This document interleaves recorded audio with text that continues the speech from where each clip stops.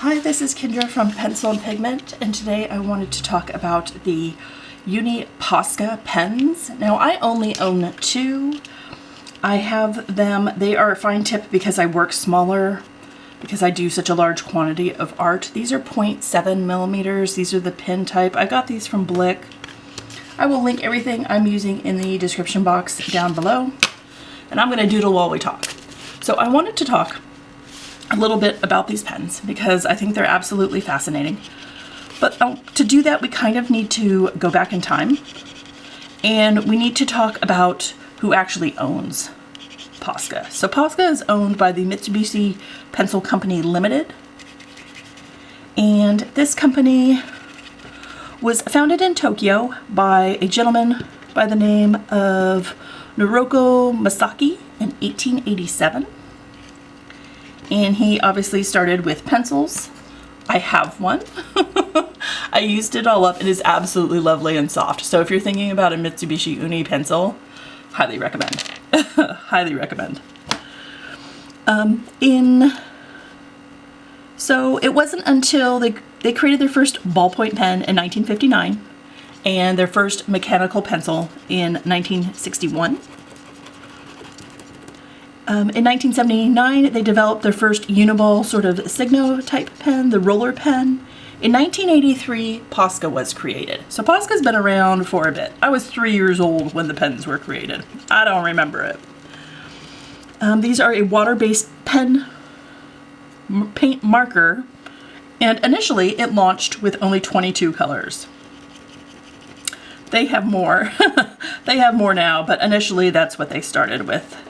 And these pens really took off in popularity, and that was really due to graffiti and graffiti artists in the late 80s. It was incredibly popular. I don't know that I remember that, but yep, okay. In 2009, 5 new colors were created. In 2010, the metallics were created. And there's a ball in here, and I'm going to periodically shake this up to get more paint and ink down. So in 2011, Posca TV launched, which is their YouTube channel. Now their YouTube channel is kind of interesting. It links to articles on their webpage, and they're very short videos, and a lot of them just have music in the background because this is such an international product that instead of choosing a language, they opted for music and kind of showing people. Some of the interviews that are on there are in French, and there are English subtitles for that. So for the ones that I have checked and viewed, just to let you know. Now their webpage is also fascinating, and I love going to companies' web pages and checking out all the different things and features and stuff they have to offer. You know, users and fans and what have yous. So there's, you can pick your language, and this is the first thing I noticed. You can pick your language, and obviously I picked English, and you get a different set. It's sort of customized to things people who speak English might like more, or folks or celebrities we may know. So if you are multilingual, I would highly recommend that you check it out under all the languages you speak, because you may find different sets of information, motivation, inspiration. So highly recommend you do that.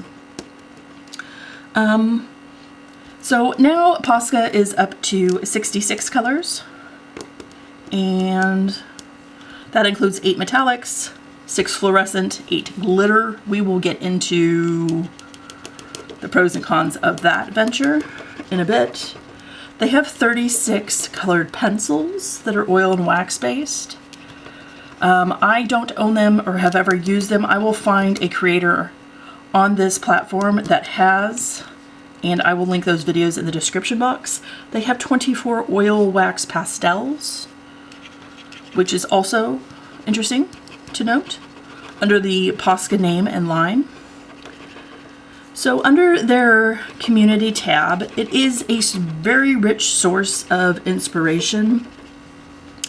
there are creators and projects using these pens, and if you want to check out and see what other folks are doing, you know, in different parts of the world, different parts of the country, I would highly recommend you check that out. Maybe you can connect with one of them, follow them on their social networking.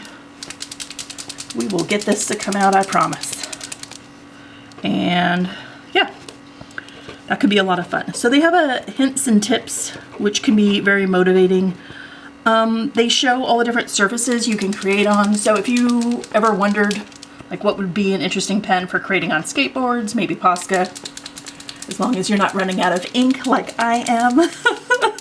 I apologize. You can also create on metal, on glass, on fabric, like if you like coloring and designing your shoes, if you really like just customizing all your clothing and stuff, that can be a really fun option. Under sort of tutorials, they only have about half a dozen, and again, they're short 1-minute things, so everybody can kind of, no matter what language you speak, can kind of understand what's going on with that. They have, let's see, they have a news tab, and this is really, really interesting because under the news, it has a bunch of creators and these artists and stuff, but the articles are pretty much for reading. So if you prefer to get your information via video, you're gonna miss out on a lot of stuff under the news, which is just about different artists and different projects, and there's some, you know, they'll have competitions and contests once in a while for different things, and that's really fascinating. And with the ones that do have little videos and stuff, they all link back to the YouTube channel. So there's that. Now the pens themselves, these are a matte, opaque. There isn't really, it's a very faint odor. It says they're odorless. I smell a little bit of something. I have a very sensitive nose, so there's that. Take that with a grain of salt.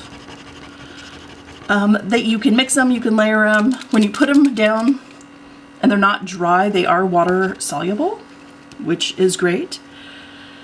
We need to talk about light fastness. So they themselves claim that about 55 of the pens are light fast and what have you.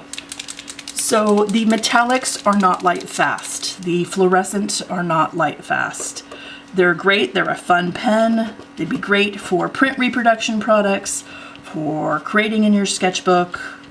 If you're going to make art and gift it to people, put it behind glass, tell them not to put it in a window, let them know, you know, that stuff isn't light fast. Other standard colors, see, I don't run light fast tests where I live. I have very inconsistent light. So where I live, I can't do that.